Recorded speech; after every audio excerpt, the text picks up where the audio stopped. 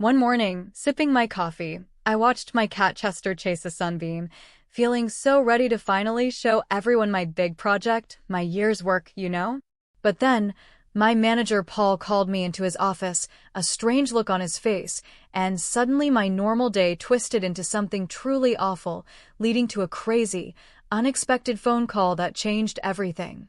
I still can't believe what happened. Before we continue, tell me in the comments, where are you watching from? I'd love to know. I loved my job at Bright Solutions, really loved it. It wasn't just a place I went to, it was where I built things, where my ideas actually became something real. For the past year, my whole life was wrapped up in this huge project, something we called InnovateX. It was going to change how our clients did business, cutting their costs by almost half, making everything faster and easier. I had poured my heart and soul into it, staying late, skipping weekends, even dreaming about code in my sleep. My apartment always had takeout containers because I was too busy working on InnovateX to cook proper meals, but I didn't even mind. It felt good, like I was making a real difference. My desk was a mess of sticky notes, diagrams, and empty coffee cups, each one a little badge of honor from another late night. I was Eliza, and this project, InnovateX, was my baby. Paul, my manager, he was Paul. He was usually busy, always in meetings, always talking about targets and projections. He seemed to appreciate my work, giving me nods and "good job, Eliza" comments, but sometimes I felt like he didn't quite grasp the actual nuts and bolts of what I was doing. He was more about the big picture, the management stuff. "Morning, Eliza," Daniel said, walking past my cubicle, a stack of papers in his hand. Daniel was another developer, a good friend actually, someone I could talk to about code glitches or just life. "Burning the midnight oil again, huh?" he asked, chuckling. I grinned, pushing my glasses up my nose. "You know it, Daniel. InnovateX is almost ready. Just a few more tweaks and we're good to go for the big presentation next week. I can feel it, this is going to be huge for us, for the company." "That's awesome, Eliza. I've seen you bust your butt on this," he said, shaking his head a little. "Seriously, you deserve all the credit." That morning, everything felt so normal, so right. I was excited, buzzing with that good kind of energy you get when something big is about to happen. I spent a couple of hours doing final checks, making sure every line of code was perfect, every presentation slide polished. I even had a small celebration snack of a granola bar, telling myself, "Almost there, Eliza, almost there." Then, around 11 a.m., my desk phone rang. It was Paul. "Eliza, can you come to my office? Now, please." His voice sounded a little off, not his usual booming self. My stomach did a tiny flip, but I told myself it was probably just a last-minute detail for the presentation. Maybe he wanted to review a specific slide or something. I walked down the hall, my heart doing a little tap dance against my ribs. Paul's office was neat, almost sterile, unlike my creative chaos. He was sitting behind his big, shiny desk, fingers steepled, looking out the window. He didn't turn around right away. "Paul? You called?" I asked, standing awkwardly in the doorway. He finally turned, and his face, it was pale. Like he'd seen a ghost, or like he was about to give me really bad news. My heart started thumping harder. This wasn't about a slide. "Eliza, come in, sit down," he said, gesturing to the chair opposite him. His voice was quiet. Too quiet. I sat, my eyes fixed on him, a knot tightening in my chest. "Is everything all right, Paul?" "About InnovateX." He sighed, a long, drawn-out sound. He looked at his computer screen for a moment, then back at me. "Eliza," he started, "there's been an issue. A serious issue." My mind immediately jumped to technical problems, maybe a server crash or a last-minute bug. "What kind of issue?" I checked everything, Paul, it was all solid. He avoided my gaze, looking at his keyboard. "It's the project. InnovateX. It's gone." My breath hitched. "Gone? What do you mean gone? Like, deleted?" "That's not possible. It's all backed up, triple redundant backups, I made sure of it. And the local files, they're on my drive and the shared server." He shook his head slowly. "No, Eliza. It's deleted. Completely. From the server, from the backups, even from your local drive. I deleted it. The world tilted. My blood went cold. You, what? My voice was barely a whisper. This couldn't be happening. This was a nightmare. This was a cruel joke. Paul, what are you talking about? Why would you do that? My entire year's work. Everything. You deleted it? Why? He ran a hand through his hair, looking incredibly stressed. It was an accident, Eliza. A terrible, terrible accident. I was trying to clear some old and used project folders from the server, you know, space management. And somehow I clicked on the wrong folder. Yours. InnovateX. And then, I didn't realize until it was too late. I hit delete, confirmed it, cleared the recycle bin, everything. It's gone. Irrecoverable. I stared at him, my mouth agape. An accident? A terrible accident? A year of my life gone because of an accident? I felt a scream building in my throat, a primal sound of utter devastation. My hands started shaking, so violently I had to clench them under the table. Irrecoverable. I repeated, the word tasting like ash. Paul, you know how much work went into that. How could you be so careless? InnovateX was going to change everything for us. The presentation is next week. Tears welled up in my eyes, hot and stinging, blurring Paul's pale face. It wasn't just the work, it was the dream, the promise, the recognition. All of it just wiped away. He looked genuinely distressed, almost as if he was pleading. I know, Eliza, I know. I'm so sorry. I truly am. It was a stupid, unforgivable mistake. I've tried everything. IT has tried everything. It's just gone. There's nothing left. No version history, no snapshots, nothing. The humiliation hit me then, a sickening wave. Not just the loss, but the absolute indignity of it. My manager, my boss, destroying my magnum opus with a casual click, dismissing it as an accident. It felt like he didn't value my time, my effort, my very contribution. How could I face anyone now?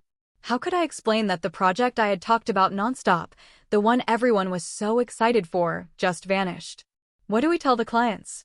I asked, my voice cracking, a sob catching in my throat. What do we tell Mr. Davison, the CEO?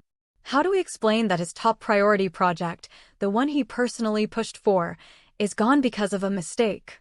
Paul leaned forward, his voice a low, urgent whisper. Look, Eliza, we need to manage this. This doesn't look good for either of us. Especially for you, having all that critical data on a single point of failure, even with backups. My head snapped up. A single point of failure? I had multiple backups. You deleted them all, Paul. You did this. He put his hand up, a placating gesture. Yes, I know. But perception matters here. We need to present a united front.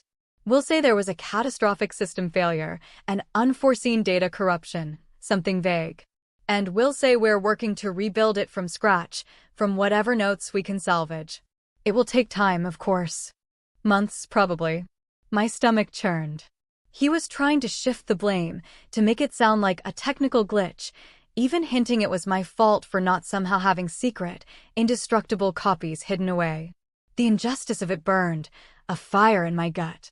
He deleted my year's work, and now he wanted me to lie, to cover for him, and take some of the heat? Rebuild it? I asked, my voice flat, empty. Paul, you know that's not possible. Not in any reasonable time frame. Not with the complexity of it. It was unique. All those algorithms, the custom modules, it took a year for a reason. He nodded, a grim expression on his face. I understand. But it's our only option, Eliza. For the sake of the company, for our jobs. He emphasized our jobs in a way that made it clear he meant my job was on the line too, if I didn't play along. I sat there, frozen, staring at the blank screen of his computer, where my life's work had once been. The humiliation was crushing. My mind replayed his words, deleted, irrecoverable, an accident. It felt like a punch to the gut over and over again. My dream shattered. My pride stomped on. And a cold, hard anger started to settle deep inside me, replacing the shock and tears. This wasn't just an accident. This felt personal, even if he didn't mean it to be. It was disrespect, pure and simple. I walked out of Paul's office feeling numb, like my body was just going through the motions. The hum of the office, the chatter of colleagues, it all sounded muffled, far away. Daniel saw my face as I passed his desk. His smile faded instantly. "Eliza? What happened?" "You look awful," he asked, pushing his chair back. I couldn't speak, not really. I just shook my head, tears finally overflowing and tracing hot paths down my cheeks. He got up immediately, came over to me, and gently guided me to a quiet corner near the break room. "Hey, talk to me," he said, his voice soft, concerned. "What did Paul want?" I took a shaky breath, trying to form the words. He deleted InnovateX, Daniel. All of it. A year's worth of work. Gone. Forever. Daniel's eyes widened. "What?" "No. That's impossible. The backups? The server? Are you serious, Eliza?" I could only nod, a fresh wave of despair washing over me. He said it was an accident. He was cleaning old files. And now he wants me to cover for him, say it was a system error, and pretend we can rebuild it. Daniel swore under his breath, a low, angry sound. An accident? That's ridiculous. Who just accidentally deletes a major project? And blames you too? That's messed up, Eliza. Seriously messed up. He looked around, as if worried someone might overhear. This sounds like he's trying to protect himself. His words confirmed the gnawing suspicion in my gut. It wasn't just an accident. Paul was panicking, trying to save his own skin, and I was just collateral damage. The humiliation deepened, but a sliver of resolve also sparked. I wasn't just going to roll over and take this. The next few days were a blur of fake productivity and suppressed rage. I sat at my desk, trying to look busy, salvaging imaginary notes, but my heart wasn't in it. Every glance from Paul felt like a fresh insult. He kept up the charade, sending out a company-wide email about unforeseen technical difficulties affecting InnovateX, praising my dedication to rebuilding it. It felt like a slap in the face. My colleagues offered condolences, sympathy, but they didn't know the truth. They thought I was just sad, not utterly betrayed. I started looking for other jobs, quietly, on my lunch breaks. My resume was strong, my skills solid, but the thought of starting over, of leaving InnovateX behind, filled me with a deep, aching sadness. It felt like walking away from a part of myself. I was humiliated, defeated. Then, 3 days after the deletion, something totally unexpected happened. My phone rang, an unknown number. I almost didn't answer it. "Hello," I said, my voice a bit flat. "Is this Eliza Croft?" a smooth, professional voice asked. A woman. "Yes, this is Eliza," I replied, wondering if it was a recruiter. "Eliza, my name is Eleanor Davies. I'm the head of development at Quantum Leap Solutions." Quantum Leap. They were our biggest competitor, always neck and neck with Bright Solutions. My ears perked up a little. "Oh, hello, Ms. Davies," I said, trying to sound composed. "Eliza, I understand you've been working on a project called InnovateX at Bright Solutions for the past year." My blood ran cold. How did she know that? How did she know about InnovateX? I hadn't updated my LinkedIn, I hadn't told anyone outside of Bright Solutions. Paul had just sent out that vague email. Yes, I confirmed slowly, a weird feeling creeping up my spine. And I also understand that the project has recently been terminated, shall we say, she continued, a slight pause before terminated. I felt a jolt. Terminated? Was that what Paul was telling people now? Yes, there were some data issues, I said, sticking to the script Paul had given me, even though it tasted bitter in my mouth. Miss Davies chuckled softly, a knowing sound. Data issues, indeed. Eliza, we at Quantum Leap have been very impressed with your work. Your reputation precedes you. We've heard whispers about InnovateX, the potential it had, the innovation behind it. And frankly, we're rather disappointed to hear it's been terminated in such an abrupt manner. My heart started to thump, not with fear, but with a strange mix of hope and suspicion. What was she getting at? "I'm not sure what you mean, Ms. Davies," I said, trying to keep my voice even, though my pulse was racing. "Eliza, let me be direct," she said, her voice becoming more serious. We know InnovateX wasn't terminated due to data issues. We know it was deleted. Deliberately deleted by your manager, Paul Sterling. And we also know why he deleted it. He was afraid. My jaw dropped. They knew? They knew Paul deleted it? And why? How do you know all this? I stammered, completely blindsided. Let's just say we have our sources, Ms. Davies replied. Paul has a history of undermining talented people he feels threatened by, especially when their projects overshadow his own contributions. He saw InnovateX as a threat to his standing, a spotlight that would shine brighter on you than on him. It was a preemptive strike, Eliza. A cowardly one. A cold, hard clarity washed over me. It all made sense. Paul wasn't just careless, he was insecure, maybe even malicious. He deliberately deleted my work because he felt threatened by my success. The humiliation I felt before transformed into a burning, righteous anger. This wasn't an accident. This was sabotage. I can't believe it, I whispered, though deep down, a part of me did believe it. It explained so much. Well, believe it, Eliza, Ms. Davies said, her voice firm. And now, to our proposition. We at Quantum Leap believe InnovateX is a brilliant concept. We've seen some of the early demos you shared publicly, the high-level design documents that weren't protected quite as well as the actual code. We believe that with the right resources and your brilliant mind, InnovateX could be brought to life, and it could be a game-changer not just for Bright Solutions clients, but for the entire industry. And we want you to lead that charge for us.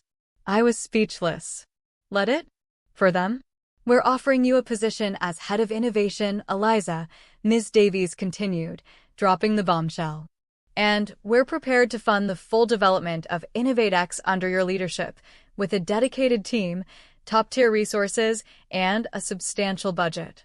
We're talking a 3-year project, starting with an initial investment of $3 million.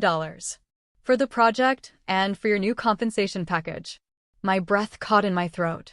$3 million? My brain couldn't even process that number. It wasn't just a job offer. It was a validation, a chance to rebuild, to triumph. And a chance to get revenge. We believe in you, Eliza, Ms. Davies concluded. We're not just offering you a job, we're offering you the chance to bring your vision to life, away from the petty politics and sabotage of your current company. Think about it. We're eager to hear from you. She gave me her direct number and email, then hung up.